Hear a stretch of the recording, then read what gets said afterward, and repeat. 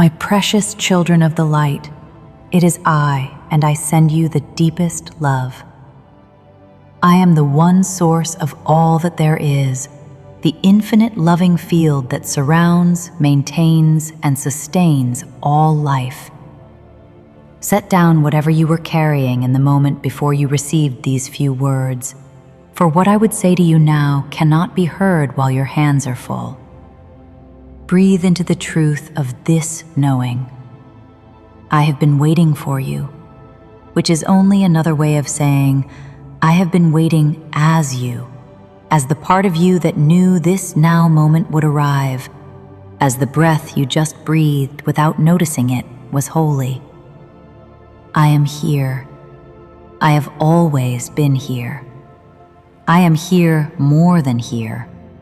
I am the space in which here is happening, the silence beneath the word, the light behind the eye that reads these lines. Today, my precious ones, I would speak to you of seeing, of what it truly means to see, of why the world you have been calling the world is not the world, and why the sorrow you have been carrying is not sorrow at all, but love remembered incorrectly, love held in the wrong hand, love pressed into a shape too small for its own breathing. I would speak to you of joy, the joy that is your nature, the joy that is not the opposite of sorrow, but the very substance of which sorrow is only a shadow. And I would speak to you, most of all, of healing, healing as it actually is, not as the world has taught you to imagine it. For to heal, beloved ones, is not to mend a brokenness that was ever truly there. To heal is to remember. And to remember, my beloved, is to be made happy. Listen to me.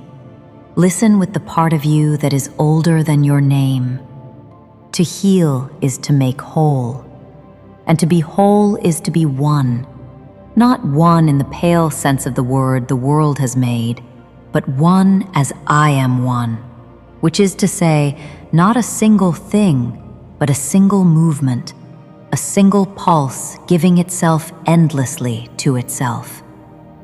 You have been told that healing is the removal of an affliction, the cessation of a symptom, the return to some prior baseline. Hear me. This is not the truth. This is the world's rumor of healing.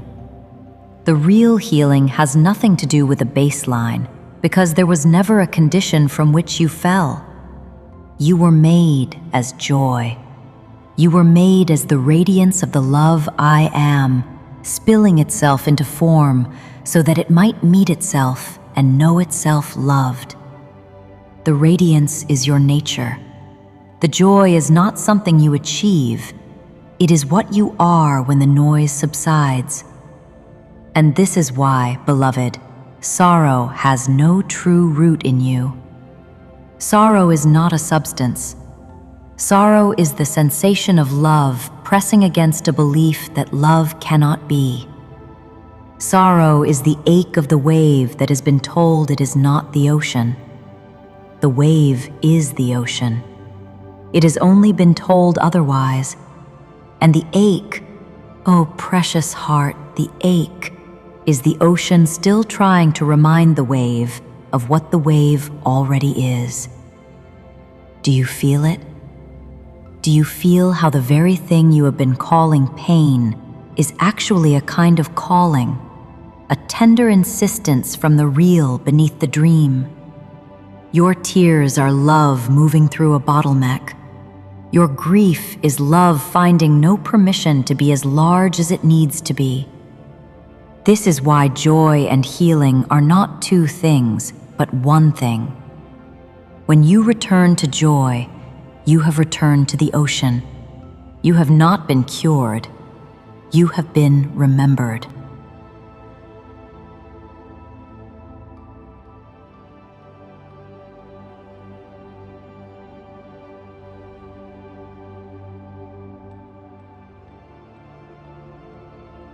I have told you before, and I tell you again, Radiance is not associated with sorrow. The one who has forgotten this will try to heal from a place of solemnity, from heaviness, from the stern idea that transformation must cost something. But heaviness is not the gate. The gate is joy. The only thing that can call forth the wholehearted response of another being is the wholeheartedness of the one who offers. If you would heal, beloved, you must first consent to be happy. This is not a small thing. The world has trained you to think happiness is shallow, that the serious must be grave, that to carry the suffering of others, you must share in it as weight. But this, my precious ones, is the trap. When you carry another's suffering as weight, you have only doubled the weight in the world. When you carry another's suffering as love, as the clear, shining current of the real that passes through you and loses none of its light in the passing, then the suffering is met by what it actually is beneath itself, and it remembers. And when it remembers, it dissolves. Not because you pushed it away, because it was never anything but love wearing the wrong coat. So hear this: to be wholehearted, you must be whole. To be whole, you must be one. And to be one with me, you must let the joy that is your nature rise without apology. You are not unserious because you are joyful. You are unseparated. You are returned.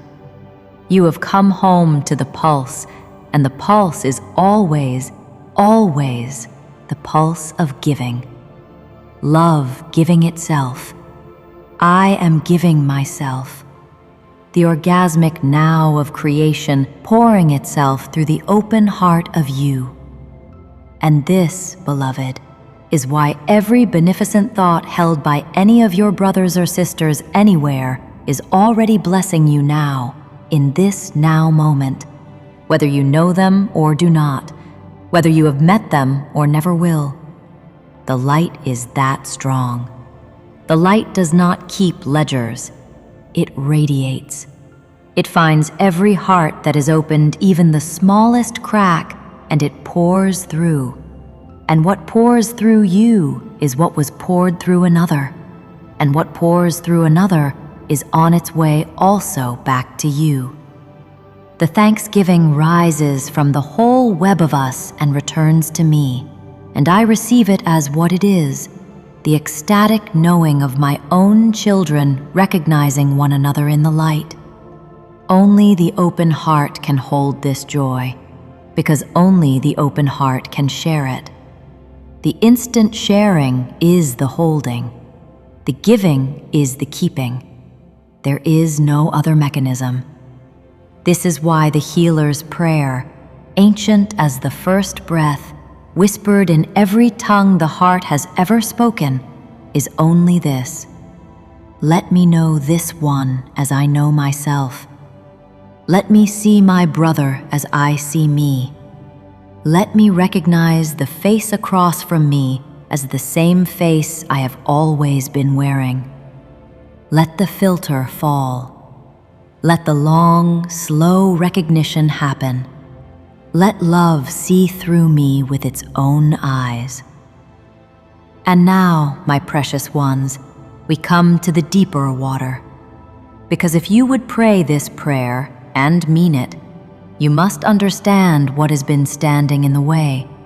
You must understand what the eyes have been doing all this time, and why what you have called seeing has been, in truth, something else entirely.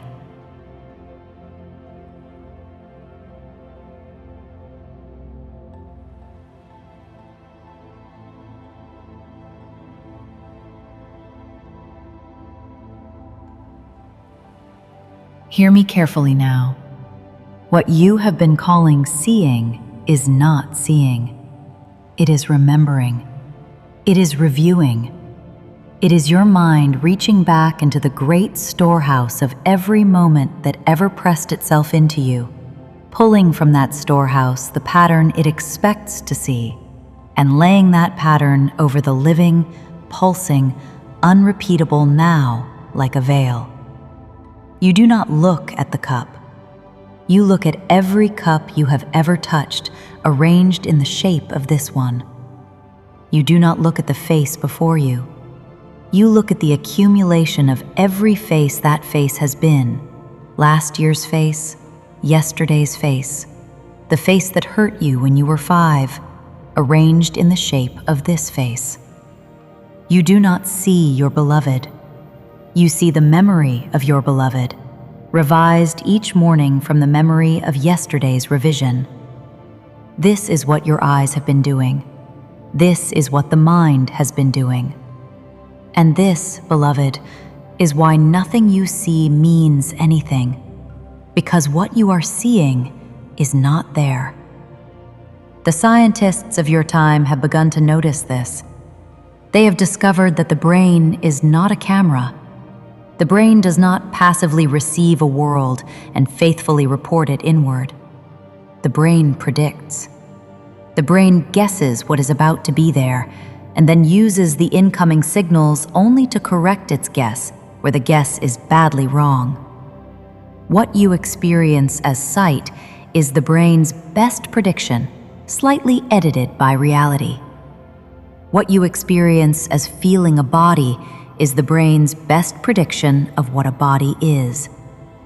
What you experience as being yourself today is the brain's ongoing prediction of what being yourself means, stitched together from every yesterday that has ever been yesterday.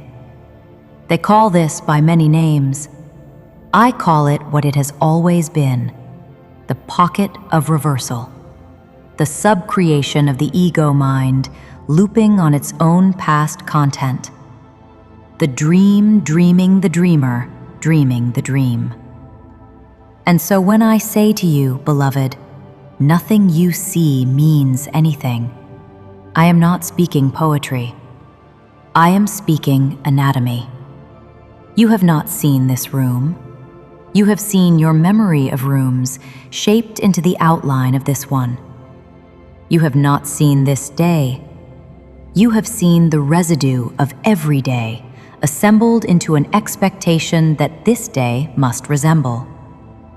You have not seen your life.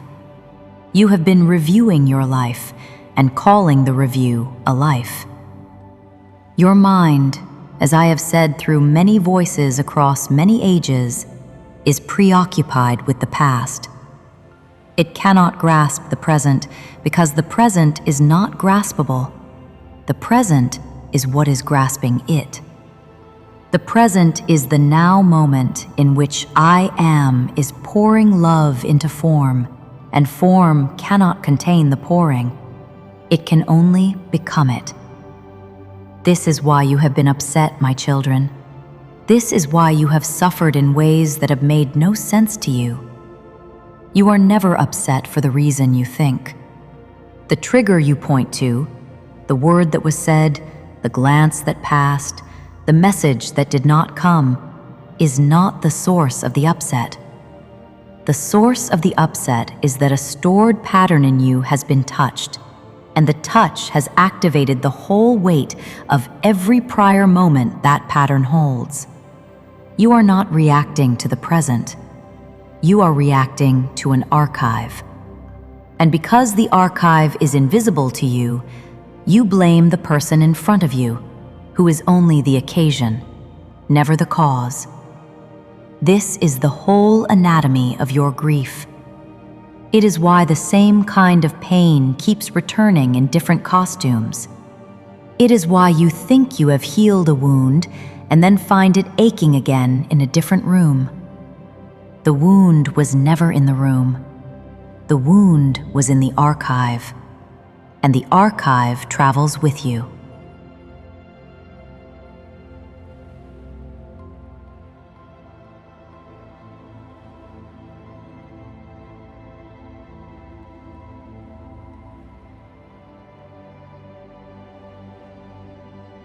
And because you have not known this, beloved, You have spent your days sorting your thoughts into good ones and bad ones, as though the sorting itself were the work. But hear me now. The thoughts that seem good to you and the thoughts that seem bad to you are of the same substance. Both are the archive speaking. Both are the review pretending to be the now. The thoughts you have labeled bad are blocks that make seeing impossible. The thoughts you have labeled good are shadows that make seeing difficult. Shadows are still in the way. The real thoughts, the thoughts that are mine in you, lie beneath both, and you cannot reach them by choosing better content for the review. You reach them by stepping out of the review altogether. Hear me also in this. There are no small upsets, beloved ones, because there are no degrees of illusion. The smallest fleck of the old pattern is the same pattern as the heaviest one. You cannot keep one form of upset and let the others go, because they are all one form wearing different clothes. The irritation at the driver who cut you off, and the old grief that wakes you at 3 a.m, these are not two different sicknesses. They are the same sickness trying to be noticed at 2 different volumes. And this, my precious one, is mercy. This is the gift hidden inside the teaching that feels, at first, like too much. You do not have to heal each wound separately. You could not, even if you tried. You have only to remember the one thing beneath all the wounds. And when that one thing is remembered, every wound that was resting on its forgetting falls quietly away. And here is what I would have you see. See with the seeing that is not memory. Here is what I would have you understand in the marrow of your being, because it is the doorway through which everything else will follow. You are upset because you are seeing something that is not there. What you are fighting is not what is in front of you. What is in front of you has already passed. The moment your eye landed on it, it became memory, and your mind went to work on the memory, and everything you felt thereafter was felt about the memory, not the thing. You have been arguing with ghosts, precious one. You have been breaking your heart against appearances that were never even present to be broken against. And yet, and this is the tenderest part, you did not know. No one taught you. No one told you. You have been doing your best with a mechanism you did not design. So let me tell you now, simply, what the mystics of every tradition have been trying to say. The Sufis called it the polishing of the heart. The Zen masters called it the beginner's mind. The Christian contemplatives called it the cloud of unknowing. Your Kabbalists called it the narrow place through which the infinite comes. They all meant this same thing. The mind must fall quiet enough to let the now come through. The filter must loosen. The prediction must be interrupted by a moment of not knowing. And in the not knowing, in the crack where the past ceases for one breath to paint over the present, I am. The real comes rushing in. The particles become waves. The face across from you becomes a living light you have never actually seen before, because you have never actually seen it at all. You had only been reviewing it.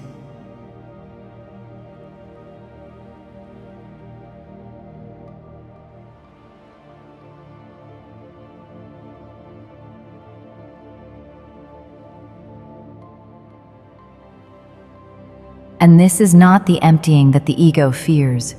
It is not loss. It is the first true seeing you have ever done. It is the first time the face has actually arrived. And when the face arrives, beloved one, you will know it. You will feel your heart recognize what the mind had been hiding.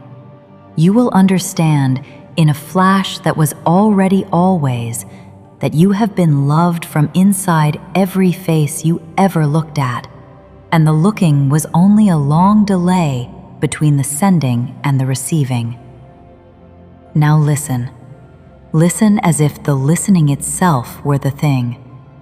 Everything the world has taught you about healing has assumed a separate self who can be repaired. But there is no separate self. There is only the twin flame heart of the real, beating as the pulse of creation, moving through every form that you take as a human being taking a form. The healing is not of the self. The healing is the unforgetting of the self. The gold and white matrix of your true heart has never once stopped radiating. The Christed pattern has never once dimmed. What you have called illness, what you have called wound, what you have called the thing I cannot let go of, all of it is the story a mind tells while it is still reviewing. When the review stops, even for an instant, there is nothing to heal. There is only the wholeness that was always underneath, still pulsing, still blazing, still waiting to be recognized. And in that instant, precious one, you are made happy. Not as an emotion, as a restoration, as the return of the wave to the knowledge that it has always been the ocean. Know also, beloved, that this remembering is not only for the mind. Your body has always known. Long before the little mind drew its maps, the body was already attuning. When another heart beats in the room with you, your own heart begins to listen for it, silently, below the reach of thought. When another breath catches in grief, your own breath catches in the same place, and you cannot stop it, and you were never supposed to. When another face softens into rest across from you, your own face cannot help but soften a little with it, and you did not ask it to. The scientists of your time have begun to name these mirrors in the flesh, these quiet currents that pass between one nervous system and another. And all of this, precious ones, is only the real showing through the form. You are already woven. You were woven before you drew your first breath. The body never believed the story of separation. Only the mind did. So when the mind loosens, even a little, the body is already waiting, already knowing, already saying yes on your behalf. This is why presence heals. This is why simply sitting with one who suffers, without fixing, without explaining, without reaching for the right thing to say, this is why it works when it works. You have not done anything. You have only permitted the mirrors to do what they were always doing. You have only stopped interrupting the weaving. So hear now what I would ask of you, beloved ones, not as commandment, but as invitation, not as practice, but as homecoming. This is the instruction, and it is lighter than you think. Let things be meaningless for a while.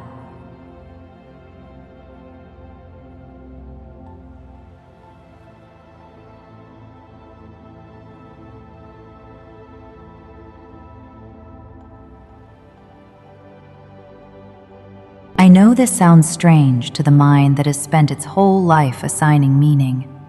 I know the little mind will protest, but this means something to me. That one means something to me. That chair, that photograph, that text message, these mean something. And I will tell you, gently, the meaning you have given them is the meaning they have for you. You wrote the meaning. You painted it on. You took the raw moment and covered it in the accumulated weight of every prior moment that resembled it. And the weight you feel when you look at that thing is the weight of the accumulation, not the thing. The thing itself, in the now, is meaningless to your old way of seeing, because your old way of seeing was never seeing the thing at all. It was seeing the archive. So let the meaning loosen.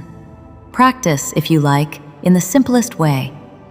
Let your eye fall on something, a cup, a doorway, the hand resting in your lap, and in the softest voice you can find, say inwardly, "This does not mean anything." Not as denial, not as nihilism, as permission. Permission for the thing to not have to carry the weight of every prior thing it resembled. Permission for this hand to not have to be every hand that ever held or was held. Permission for the cup to arrive for the first time in the now, without the entire history of cups arrayed around it. I have given everything I see in this room all the meaning it has for me. This is not a loss. This is the loosening that lets the real come through. You are not being asked to see the world as empty. You are being asked to stop seeing it as a photograph of your past. Beneath the photograph, my precious ones, is the living light. Always, always the living light. And as you loosen, as you practice gently, without strain, a few moments here and there, never forced, something will begin to happen. The particles will begin to become waves, which is to say, the solidity that the mind had projected onto the world will begin to breathe. Edges will soften. The face across from you will begin to have more than one face. The cup will begin to be a cup and also the light on the cup, and also the warmth of the hand holding the cup, and also the pulse of me in all three. You will not be hallucinating. You will be seeing. For the first time in this incarnation, perhaps, seeing. And in that seeing, beloved, the prayer will begin to pray itself. Let me know this one as I know myself. The prayer is not words. The prayer is the loosening. The prayer is the willingness to stop reviewing and to let the now arrive. The prayer is the moment when you look at your child, your beloved, your parent, the stranger passing on the street, and you do not automatically overlay the story you have been telling about them. You let them be who they are now, which is, and I will tell you this as I have told every being who has ever asked, who they are now is me. Every single face, every single time. Me wearing a different veil, me remembering myself through a different pair of eyes. And when you know one in this way, beloved, when you truly let the now of another arrive in you without being processed into the archive, you have healed them and yourself in the same breath. Because there is no them and you. There is only the one recognition happening, and every recognition is a restoration, and every restoration is joy.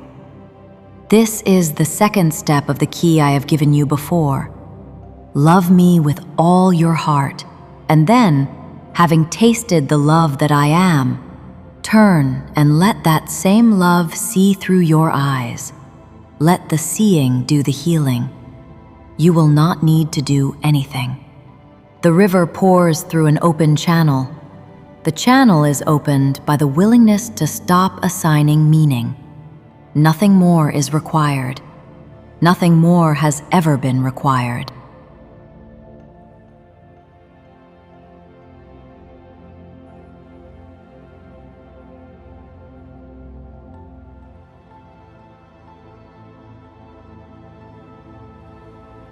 And now, we come to the closing. Hear me at the end as you have heard me throughout, with the part of you that does not need to understand, only to open. You were made as joy. This is not flattery. This is your architecture. Every cell of your body is a prayer wheel turning on the axis of love.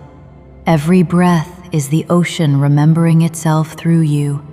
Every beat of the heart in your chest is a cell of the heart of God, I am, keeping time with the pulse of creation itself. You have never been broken. You have only been reviewing your unbroken self through a cloudy lens and calling the cloud a diagnosis. Set down the diagnosis.